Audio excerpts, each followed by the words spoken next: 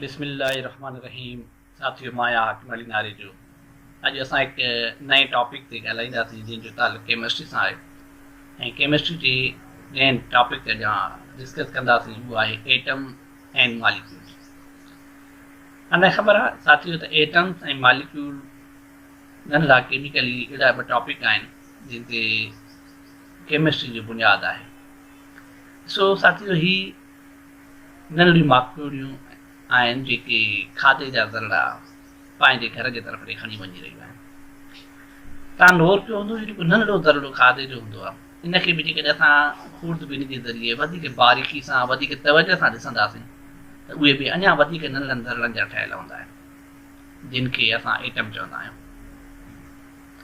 Atom उहो नंढे में नंढो ज़रड़ो हूंदो आहे जंहिंमें एलिमेंट जूं समूरियूं ख़ासियतूं मौजूदु हूंदियूं आहिनि। हाणे जॾहिं असां एटम खे वधीक गहराई सां तवजह में ॾिसूं था त एटम जे अंदरि अञा बि वधीक नंढड़ा ज़रड़ा मौजूदु हूंदा आहिनि। जिन में हिकिड़ो प्रोटॉन हूंदो आहे, ॿियो न्यूट्रॉन हूंदो आहे ऐं टियों इलेक्ट्रॉन हूंदो आहे। ऐं प्रोटॉन एटम जे अंदरि उहो नंढो ज़रड़ो हूंदो आहे जेको न्यूक्लियस में मौजूदु हूंदो आहे ऐं न्यूट्रॉन बि हुन सां गॾु उते मौजूदु हूंदो आहे। प्रोटॉन खे पॉज़िटिव चार्ज हूंदी आहे जॾहिं त न्यूट्रॉन खे काई बि चार्ज न हूंदी आहे, जंहिंजे करे जेको न्यूक्लियस हूंदो आहे उहो पॉज़िटिव चार्ज जो ज़ाहिर थींदो आहे।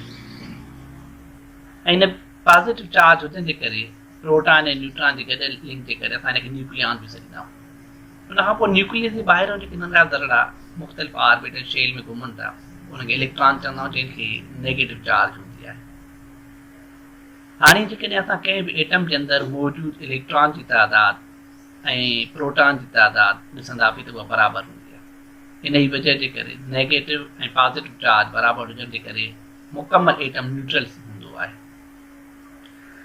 साथियों, जॾहिं असां एटम जी शिकिल ते गौर कंदासीं त न्यूक्लियस जे ॿाहिरां मुख़्तलिफ़ शेल ऐं ऑर्बिट हूंदियूं आहिनि जंहिंजी तहक़ीक़ नील बोहर 1885 ऐं 1962 जे विच में ज़ाहिर कई हुई।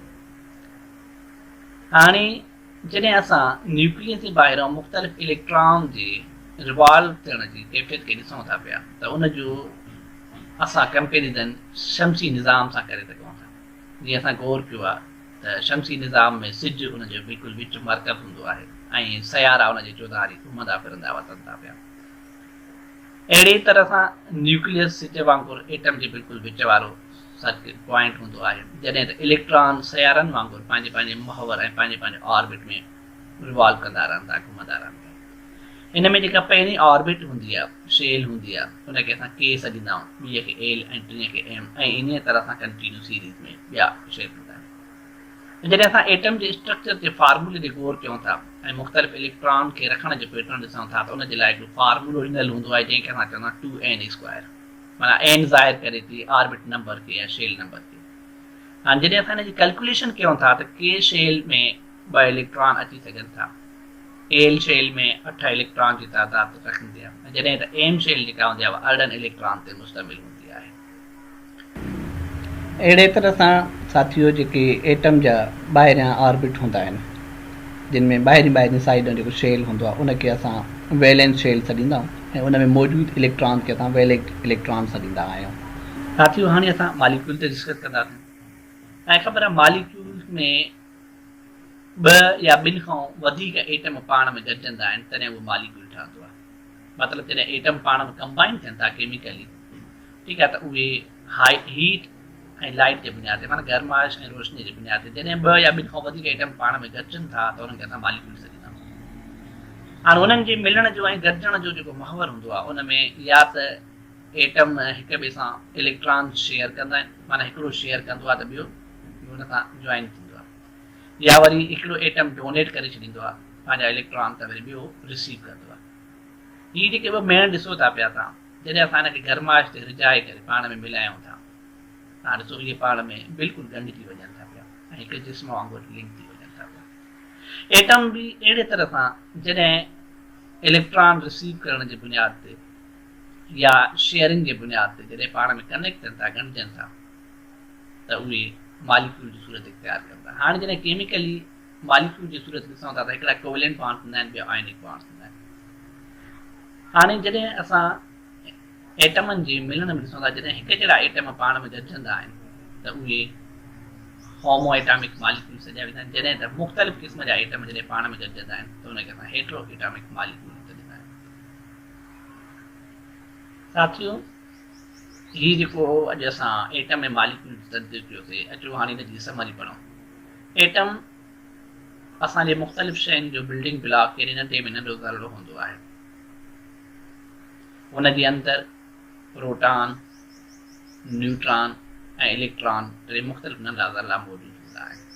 प्रोटॉन खे पॉज़िटिव चार्ज हूंदी आहे, न्यूट्रॉन खे काई बि चार्ज न हूंदी आहे, जॾहिं त इलेक्ट्रॉन नेगेटिव चार्ज वारो हूंदो आहे।